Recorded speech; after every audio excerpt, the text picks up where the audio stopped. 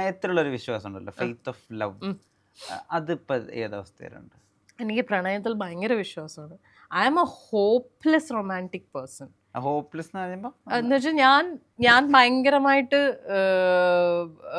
എന്താ പറയാ, പ്രണയത്തിൽ ഇൻവെസ്റ്റ് ചെയ്യുന്ന ഒരാളാണ് ഇമോഷണലി, ഭയങ്കരമായിട്ട്. ഇപ്പം ഞാൻ ഒരാൾക്ക് ഞാൻ കമ്മിറ്റ് ചെയ്ത് കഴിഞ്ഞാൽ ഞാൻ എൻ്റെ 200% കൊടുക്കുന്ന ഒരാളാണ് ഏതൊരു റിലേഷൻഷിപ്പിലും. പലപ്പോഴും അതാ സംഭവിക്കണം. എൻ്റെ റേഷ്യോസ് പാളിപ്പോവാറാണ് പതിവ്, സത്യം പറയല്ലോ. ഇപ്പം ഞാൻ തന്നെ പറഞ്ഞില്ലേ കുറച്ച് മുമ്പ്, നമ്മളിപ്പോൾ ഒരു 90 ആണെങ്കിൽ മറ്റേ 10% ഇട്ട് നമ്മുടെ കൂടെ അത് ബാലൻസ് ചെയ്യാൻ പറ്റുന്ന ഒരു കമ്പാനിയൻ ആയിരിക്കണം. ഇതുവരെ എനിക്ക് അങ്ങനെ ഒരു കമ്പാനിയൻ കിട്ടിയിട്ടില്ല എന്നുള്ളതാണ് സത്യം. ആ ഒരു കമ്പാനിയൻഷിപ്പ് ഉണ്ടല്ലോ, ആ കമ്പാനിയൻ കിട്ടിക്കഴിഞ്ഞാൽ നമ്മൾ ഓക്കെയാണ്.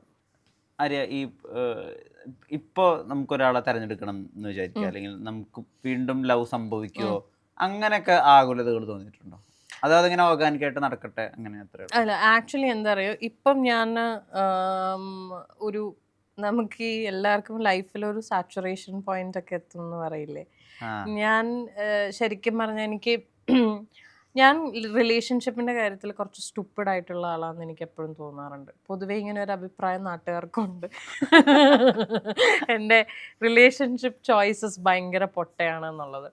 അതിന് റീസൺസ് കുറേ ഉണ്ട്. ഒന്ന്, ഞാൻ ആൾക്കാരെ ബ്ലൈൻഡ്ലി ട്രസ്റ്റ് ചെയ്യുന്ന ഒരാളാണ്.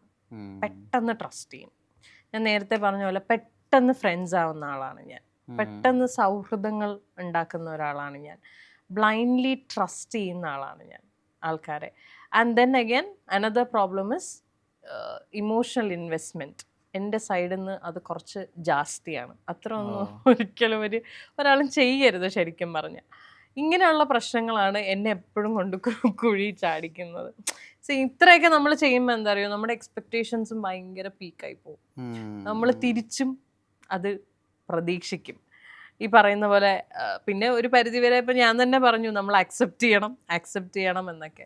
വെൻ ഇറ്റ് കംസ് ടു റിലേഷൻഷിപ്പില്ലേ, എവിടെയൊക്കെ ആയാലും നമ്മൾ അക്സെപ്റ്റൻസ് വരും. പക്ഷേ ആ അക്സെപ്റ്റൻസ് സ്റ്റേജിലേക്ക് എത്താൻ നമുക്ക് കുറച്ച് സമയം എടുക്കും. നമ്മൾ ചെറുതായിട്ടൊന്ന് ബ്രേക്ക് ഡൗൺ ആയിപ്പോകും. പ്രത്യേകിച്ച് ഞാനൊക്കെ ഈ പറഞ്ഞ പോലെ ഭയങ്കരമായിട്ട് ഇൻവെസ്റ്റ് ചെയ്യുന്നതിൻ്റെ പ്രശ്നമാണ്, ഇമോഷണലി ഇൻവെസ്റ്റ് ചെയ്യുന്നതിൻ്റെ പ്രശ്നമാണ്, ബ്രേക്ക് ഡൗൺ ആയിപ്പോകും. പക്ഷെ പിന്നീട് ഞാനത് അക്സെപ്റ്റ് ചെയ്ത് ഞാനത് ഓക്കെ ആയിട്ട് വരും. ഇപ്പം ശരിക്കും പറഞ്ഞാൽ എനിക്ക് ഈ റിലേഷൻഷിപ്പ് അല്ലെങ്കിൽ എനിക്ക് അത് മടുത്തു. ഞാൻ അത് എനിക്ക് ഇനിയും ഒരാളെ നാച്ചുറലി ഒരാളുമായിട്ടൊരു കണക്ഷൻ സംഭവിച്ച് കുറേ നാൾ പ്രേമിച്ച് പിന്നെ ലിവിങ് ടുഗെദറൊക്കെ ട്രൈ ചെയ്ത് നോക്കി എല്ലാം ഓക്കെ ആണോ എന്നൊക്കെ ഉള്ള കാര്യങ്ങളൊക്കെ മടുത്തു. എനിക്ക് അതിനുള്ള സമയവുമില്ല, സത്യം പറയാലോ. ഇല്ല, എൻ്റെ കൊച്ചു വലുതായി. ഞാനിപ്പോൾ അതായത് എന്നോട് എല്ലാവരും പറയും, ഹലോ കൊച്ച് ഒരു 5 വർഷം കൂടെ കഴിഞ്ഞാൽ 18 വയസ്സായി. ഇങ്ങനെയൊക്കെ എൻ്റെ സുഹൃത്തുക്കൾ കളിയാക്കാൻ പറയുന്നതാണെങ്കിൽ പോലും ഞാൻ ആലോചിക്കുമ്പോൾ ശരിയാണ്, എൻ്റെ മോള് വലുതായിക്കൊണ്ടിരിക്കുന്ന ഒരു സൈഡിൽ. നോട്ട് ദാറ്റ് ഇതൊക്കെ ഒരു എന്താ പറയുക, ഒരു പ്രഷർ എന്നല്ല ഞാൻ പറയണത്. ഈ അങ്ങനെയൊന്നുമില്ല, you can settle down whenever you want. എന്നാലും എനിക്ക് സത്യം പറഞ്ഞാൽ ഭയങ്കരമായിട്ട് ആഗ്രഹമുണ്ട്, എൻ്റെ ഒരു ഫാമിലി വേണം, കല്യാണം കഴിക്കണം എന്ന് എനിക്ക് ആഗ്രഹമുണ്ട്. I won't A companion in my life. ഇപ്പോഴത്തെ എൻ്റെ ഒരു സ്റ്റേജ് എന്നൊക്കെ പറഞ്ഞാൽ ഞാൻ ഭയങ്കരമായിട്ട് ആഗ്രഹിക്കുന്നുണ്ട് സെറ്റിൽ ഡൗൺ ആവണമെന്ന്. സത്യം പറഞ്ഞാൽ ഞാനൊരു 2 years ആയിട്ട് എൻ്റെ മനസ്സിൽ ഈ ഒരു ആഗ്രഹമുണ്ട്. Like final it's time to settle down എന്ന് എനിക്ക് തോന്നുന്നുണ്ട്. അപ്പം ലൈക്ക് ഇപ്പം നമ്മൾ എന്തെങ്കിലുമൊക്കെ ബുദ്ധിമുട്ടുകളൊക്കെ ഉണ്ടെങ്കിൽ, അല്ലെങ്കിൽ ഒരു ദിവസം ഫുള്ള് നമ്മൾ എന്തെങ്കിലുമൊക്കെ വർക്കും കാര്യങ്ങളൊക്കെ കഴിഞ്ഞ് വീട്ടിൽ വന്നിരുന്നിട്ട് നമ്മുടെ ആൾക്കൊരു ചായയോ കാപ്പിയൊക്കെ ഇട്ട് കൊടുത്ത് നമ്മളൊരു ഗ്ലാസ് കാപ്പിയുമായിട്ട് സോഫയിൽ ഇരുന്നിട്ട് ഇന്ന് ഇതൊക്കെയാണ് സംഭവിച്ചത് എന്ന് അങ്ങോട്ട് ഷെയർ ചെയ്യുക, ഇന്ന് എന്തൊക്കെയാണ് സംഭവിച്ചത് നാളെ ഇങ്ങോട്ട് ഷെയർ ചെയ്യുക. ആ ഒരു കമ്പാനിയൻഷിപ്പ് ഉണ്ടല്ലോ, അത് ഞാൻ ലൈഫിൽ ഭയങ്കരമായിട്ട് മിസ് ചെയ്യുന്നുണ്ട്. അത് വേണം. അതാ ഞാൻ പറഞ്ഞു, ഞാൻ ഹോപ്പ്ലെസ് റൊമാൻറ്റിക് ആണ്. ഞാൻ ഇങ്ങനെയുള്ള കാര്യങ്ങളൊക്കെ ഭയങ്കരമായിട്ട് ആഗ്രഹിക്കുന്ന ഒരു വ്യക്തിയാണ്. ഇത് നല്ല കാര്യം അല്ല, ഇത് ഞാൻ ഇരുന്ന് പറയുമ്പോഴും ചിലപ്പോൾ പറയും, എന്താ സ്ത്രീകൾക്ക് എന്താ ഒറ്റയ്ക്ക് ജീവിച്ചു. അങ്ങനെ ബോൾഡായിട്ട് നിൽക്കുന്ന ആൾക്കാരും ഉണ്ട്. എനിക്ക് ഭയങ്കര ഇഷ്ടമുള്ള കുറെ പേരുണ്ട് ആ ഒരു സ്ഥാനത്ത്.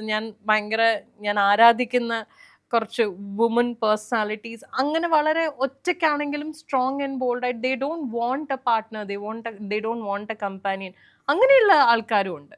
അത് അവരുടെ പേഴ്സണാലിറ്റിയാണ് and I totally respect that. ഞാൻ പക്ഷേ ഇങ്ങനത്തെ കാര്യങ്ങളിൽ കുറച്ച് ഫ്രജൈലാണ്. എനിക്കൊരു കമ്പാനിയൻ വേണം, ഞാൻ ഇമോഷണലി ബ്രേക്ക് ഡൗൺ ആകുമ്പോൾ എനിക്ക് ഇത് പറഞ്ഞ് കരയാനൊരു തോള് വേണം, അങ്ങനെയൊക്കെയുള്ള ആളാണ് ഞാൻ. സോ ഇത് ഈ പ്രശ്നങ്ങൾ ഉള്ളതുകൊണ്ടാണ് ഞാൻ ഇങ്ങനെ പെട്ടെന്ന് ഒരാളിലേക്ക് അങ്ങ് അടുത്ത് പോകുന്നത്. ഇപ്പൊ പക്ഷെ കോൺഷ്യസ്ലി ഞാൻ ഭയങ്കര എന്നെ എല്ലാവരും പറഞ്ഞ് ഞാൻ ഇങ്ങനെ ഒരു ഗ്യാപ്പൊക്കെ ഇട്ട് ലൈനൊക്കെ വരച്ച് ഇല്ല ആരടുത്തും പ്രശ്നങ്ങളൊന്നും സംസാരിക്കുക ഒന്നുമില്ല, അങ്ങനെയുള്ള ഒരു പരിപാടികളും ഇല്ല, എല്ലാം വളരെ കോൺഷ്യസ് ആയിട്ട് മെന്നിന് ചുറ്റൊരു ബോൾ കെട്ടി ബോള് സത്യം പറഞ്ഞാൽ ബോള് കെട്ടി വെച്ചേ ഒരു മനുഷ്യൻ ഇങ്ങോട്ട് കടക്കണ്ട. പക്ഷെ എന്നാൽ at the same time I would want to get married. അത് ഇപ്പം പ്രോപ്പറായിട്ട് ഒരു ഞാൻ ഇടയ്ക്ക് എന്നിട്ട് മറ്റേ divorcematrimony.com ഞാൻ സീരിയസ് ആയിട്ട് സത്യമായിട്ടും ഞാൻ divorcematrimony.com അതിന് പ്രചോദനമായ ഒരാള് എന്റെ ലൈഫിലുണ്ട്. ആ പേര് ഞാൻ പറയില്ല. പുള്ളിക്കാരി ഇപ്പം കല്യാണമൊക്കെ കഴിഞ്ഞ് പുള്ളിക്കാരി സെറ്റിൽ ഡൗൺ ആയി. അപ്പൊ പുള്ളിക്കാരി എനിക്ക് തന്ന അഡ്വൈസ്, സത്യം പറഞ്ഞാൽ പുള്ളിക്കാരി പറഞ്ഞു മതിയാക്ക് ഇതൊക്കെ നിർത്ത്, അതിൽ രജിസ്റ്റർ ചെയ്യും, നല്ല ആലോചന വരും. പുള്ളിക്കാരിക്ക് അങ്ങനെയാണ്. നല്ലൊരു അലയൻസ് വന്നു, നല്ല മനുഷ്യൻ, അവരിപ്പം കല്യാണമൊക്കെ കഴിഞ്ഞ് വളരെ ഹാപ്പി ആയിട്ട് ജീവിക്കുന്നു. അപ്പൊ ഞാനും വിചാരിച്ചു ഇത് കൊള്ളാലോ വീഡിയോ കോൾ, എന്നാ പിന്നെ ഞാൻ ഇതൊക്കെ ചിന്തിച്ചു.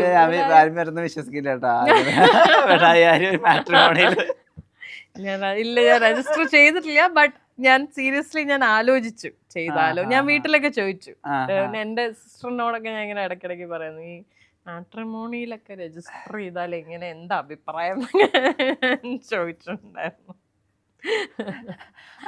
അപ്പൊ മകളോടൊക്കെ ഇതെങ്ങനെയാ പറഞ്ഞ് കൺവിൻസ് ചെയ്യാന്നൊക്കെ മൈൻഡിലൊരു പ്ലാൻ വെച്ചിട്ടുണ്ടോ?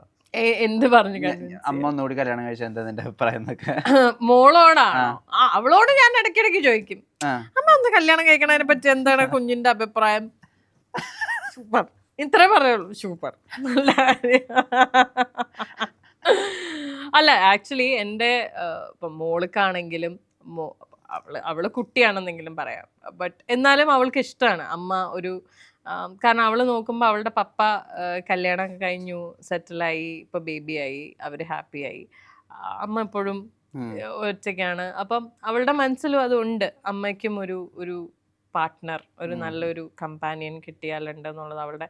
പിന്നെ അതിനേക്കാളും കൂടുതൽ എൻ്റെ സിസ്റ്റർ, എൻ്റെ അനിയത്തി, എൻ്റെ ബ്രദർ ഇൻ ലോ, അവരുടെയൊക്കെ വലിയ ആഗ്രഹമാണ് ഞാൻ ഒരു നല്ലൊരു കല്യാണമൊക്കെ കഴിച്ച് ഒരു ലൈഫ്, എനിക്കും ഒരു കുഞ്ഞു ഫാമിലി എന്നുള്ളത് അത് കാണണം എന്നുള്ളത് അവളുടെ ഭയങ്കര ഒരു ആഗ്രഹമാണ്. അതുപോലെ എൻ്റെ ഫ്രണ്ട്സ് ഉണ്ട്, എനിക്ക് എന്നെ വളരെ ആത്മാർത്ഥമായിട്ട് സ്നേഹിക്കുന്ന വളരെ കുറച്ച് സുഹൃത്തുക്കളുണ്ട്, അവരുടെയും ആഗ്രഹമാണ്. ഇവരൊക്കെ ഇടയ്ക്കിടയ്ക്ക് പറയും നമുക്ക് നല്ലൊരാൾ വരുമ്പോൾ നമുക്കത് കല്യാണം നല്ല അടിപൊളിയായിട്ട് നടത്തണം എന്നൊക്കെ. അതൊക്കെ അവരുടെ ആഗ്രഹമാണ്, അത് അവരിങ്ങനെ പറഞ്ഞുകൊണ്ടിരിക്കും ഇടയ്ക്കിടയ്ക്ക്.